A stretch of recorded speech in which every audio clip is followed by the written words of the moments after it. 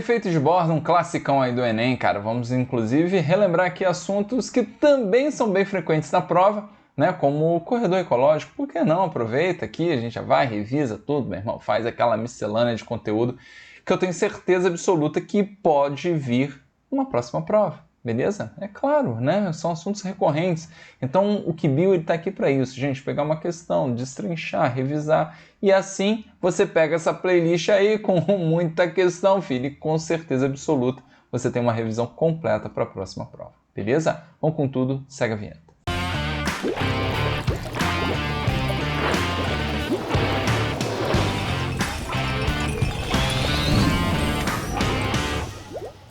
Pronto, galera, estamos de volta. O cara diz o seguinte, ó, que atividades humanas como a construção de estradas e ferrovias, a expansão de áreas urbanas e agrícolas contribuem na forma determinante para a redução das áreas de vegetação original, em um processo conhecido como fragmentação do hábitat. Particularmente marcante em áreas de floresta, os impactos sofridos pela biota não estão restritos, né, à redução do hábitat, mas também a modificação das suas características internas, como a diminuição da umidade do ar, o aumento dos níveis de luminosidade, temperatura e vento. Esse conjunto de alterações, no fragmento é conhecido como efeito de borda, podendo se estender por vários metros em direção ao seu interior. As espécies vegetais diretamente prejudicadas por esse efeito são as... Então, galera, o lance é o seguinte: ele está falando de espécies vegetais, mas vamos tentar ampliar aqui um pouco mais a ideia do efeito de borda. Então a gente tem uma localidade aqui, né? Pelo visto aqui, ó, uma florestinha bonitona, beleza. E o que acontece? Pensa lá na sua cinética química, quando você estuda lá a velocidade das reações, cara, e você fala em superfície de contato, né? O que reage mais rápido? Limalha de ferro ou uma barra de ferro com a mesma massa? Cara, limalha de ferro. Por quê? Porque você tem uma maior superfície de contato, entre os reagentes. No caso aqui, a brincadeira é a seguinte: partindo do princípio que você pegou essa região, ó, vamos supor que seja uma estrada construída aqui, ó, nesse ambiente, a gente fragmentou, né, essa florestinha, filhão, você aumenta aqui a superfície, né, no caso aqui a borda, né, exposta, dessa localidade.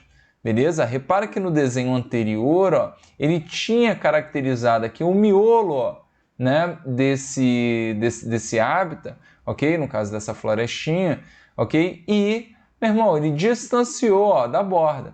Agora, repara que a gente tem outros, né, centros aqui, ó, de fragmentos que se aproximam muito mais exatamente da borda. Então, qual o grande lance? A gente não sabe o que está sendo construído aqui entre os fragmentos. Pode ser, cara, uma plantação, pode ser um centro urbano, não importa. O que importa é que você vai deixar essas regiões muito suscetíveis exatamente ao que, cara? A espécies invasoras, já que você está aumentando a borda aqui, né?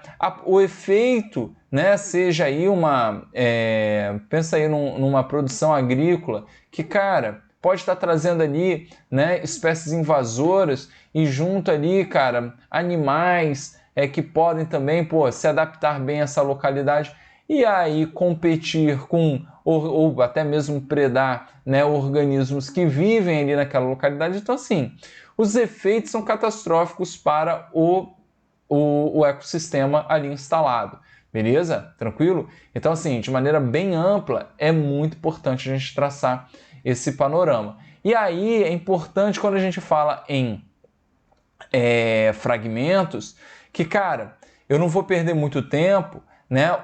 Quando a gente entra num conceito, que isso aqui é muito importante, cara, tá? Que é o de fluxo gênico, beleza? Pensando aí, não só nos animais, tá? Isso aqui também a gente inclui as plantas, mas normalmente é traçado um paralelo com os animais, tá? Que precisam de áreas maiores para estarem ali, né, se locomovendo de um fragmento para o outro, ok? E aí você cria, né, esses corredores na tentativa de mitigar, né, de minimizar os efeitos do desmatamento aqui, da criação desses fragmentos. Então, a tentativa de manutenção do fluxo gênico é importante por isso. Por isso que se fala de corredor ecológico. Mas eu vou deixar essa questão aqui sobre corredor ecológico para vocês ampliarem o assunto, beleza?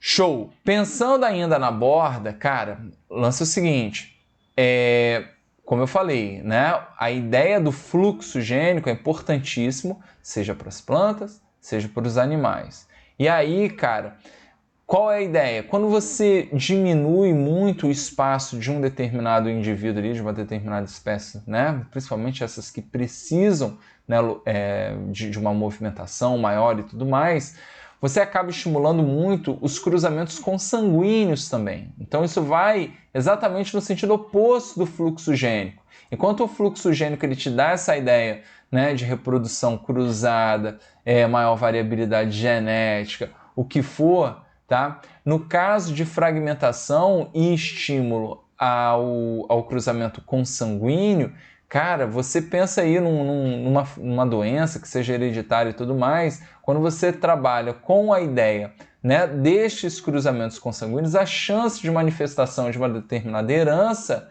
ela é muito maior, beleza? Isso é clássico, inclusive quando a gente estuda genética, tá? Isso, você percebe nitidamente lá nos seus cálculos maravilhosos de probabilidade e tudo mais, beleza? Então, a ideia da necessidade de um fluxo gênico, ok? É importantíssimo. E o fluxo gênico acaba sendo interrompido com a formação desses fragmentos, né? E no caso ali você, né, vai prendendo aquele organismo a um espaço muito pequeno. Show de bola? Tranquilo, galera? Então, assim, assunto importantíssimo para o Enem. Você precisa ampliar a mente para esse assunto, né? Não só o efeito de borda, mas trabalhar fluxo gênico, corredor ecológico, tudo isso cai demais. Então é por isso que as correções aqui no QBio sempre têm esse objetivo, de fazer esse apanhado e puxar vários links, cara, para você entrar num looping aí de revisão, ok? E, naturalmente, a repetição vai fazer com que você, cara, lá no final do ano, fique com esse assunto no cabeçote, beleza? Então se inscreva no canal, cara, eu preciso que vocês deem essa moral pro prof, cara, é importantíssimo. Quando a gente vê esse número de inscritos aí subindo, cara, a gente se empolga, a gente anima, a gente motiva e aí a gente traz mais conteúdos para vocês, beleza? Então vamos lá, seguindo o comando da questão, ó. As espécies vegetais diretamente prejudicadas por esses efeitos são as exóticas. Não, planta exótica, que a gente trabalha quase como sinônimo de plantas invasoras, meu irmão, normalmente é quem se dá bem, né? Com esse bando de superfície aqui, né? Elas ficam, né? A população em si, né? A comunidade em si, ela fica mais vulnerável, ok? E aí, chance grande de espécies exóticas, né? Inclusive até pelo contato com, né, como eu falei, com um cultivo agrícola, com uma área urbana que vai estar trazendo ali, né, uma vegetação que possa se adaptar bem e ela vai se proliferar, beleza? Então, normalmente essa galera está bem. Aí, ele vem aqui, ó, com espécies vegetais, agora, ó, polinizadas pelo vento. Em tese, né, se elas são polinizadas pelo vento, a parte da reprodução não vai ser tão afetada, ok? Mas, cara, vamos lá, a gente não tem um distanciamento desses fragmentos e tudo mais. De qualquer maneira, é difícil você ter alguém que se dê bem, tá? Nessa ideia de criação de bordas, beleza? De fragmentação do hábitat, tá bom? Então, assim, as polinizadas pelo vento, polinizadas por animais, polinizadas por qualquer coisa, elas tendem a, de fato, serem prejudicadas. Beleza? Então, aqui você estaria restringindo muito. E aí a gente vai cair naquela, que é importante, eu sempre bato nesse ponto, né? A gente pode ter mais de uma resposta correta, mas vai ter aquela que atende melhor o comando, beleza? Então ele bota assim, ó, na C, com baixo potencial de dispersão, ok? Cara, com baixo, com alto, ok? Isso não importa, vai estar todo mundo sendo prejudicado nessa ideia. Show? Inclusive, ó, e na D, ele exatamente você vê que a resposta ela abraça a melhor ideia aí do enunciado, ó, porque ele bota, ó, pertencentes à comunidade clímax. O que é comunidade clímax, galera? Lembra que uma determinada comunidade, né, quando ela vai se alterando, a gente trabalha com o conceito de sucessão ecológica, certo? Lembra que eu posso falar aí de uma rocha nua que recebeu ali inicialmente um líquen e ali um ambiente foi sendo, né, criado e propício para migração de outras plantas e tudo mais. Então a gente está falando de sucessão e então a gente está percebendo que naquele local está tendo a substituição de populações. Por isso, sucessão, algo que vem depois. E aí a gente comenta que a comunidade clímax, ok, é o conjunto de populações que de certa forma chegaram a um grau ali de estabilidade e que você não vai perceber mais grandes variações, tá, das populações, beleza? E por isso que a gente chama de clímax, né? Comunidade clímax, tá? Então, se você está relacionando aqui uma mata, sei lá, uma mata nativa, aqui o que for, meu irmão, né? Que está naturalmente na comunidade clímax, ok? Possui ali a comunidade clímax, cara, é natural que toda, né, ou praticamente todas, né, as populações sofram com com a questão da fragmentação, beleza? Então essa intervenção, né, era o nome que eu estava querendo buscar, vocês perceberam que fugiu, mas tudo bem, aqui a gente recorta no mínimo possível, beleza? Então, na verdade, essa intervenção humana aqui. Show de bola? Então, meninos, como eu falei, a ideia da D, ela acaba abraçando mais o comando da questão, porque toda a comunidade clímax, ela tende, né, a sofrer com a fragmentação. Maravilha? Na E, ele coloca, ó, que apresentam grande área de vida, né? Querendo relacionar e botar na tua cabeça, dentro daquele exemplo de animais que precisam realmente de áreas enormes, né, para sobreviver e para manutenção do fluxo gênico, ok? É importante que eles caminhem e encontrem, né, indivíduos de grau de parentesco, né, o mais afastado possível, porque é sempre importante aí para a ideia da variabilidade genética e tudo mais, ok?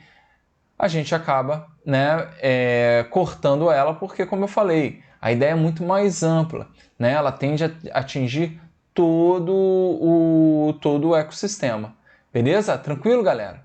Então, é basicamente isso. Não deixem de estudar, ó, temas importantes do Enem nessa questão. Sucessão ecológica, cai demais. Corredor ecológico, já caiu aí umas 3, 4 vezes no Enem. Beleza? Própria ideia aí dos fragmentos, né? Do caso do efeito de borda. Beleza? E a ecologia como um todo, que é sempre um carro-chefe. Beleza? Vamos com tudo. Até a próxima.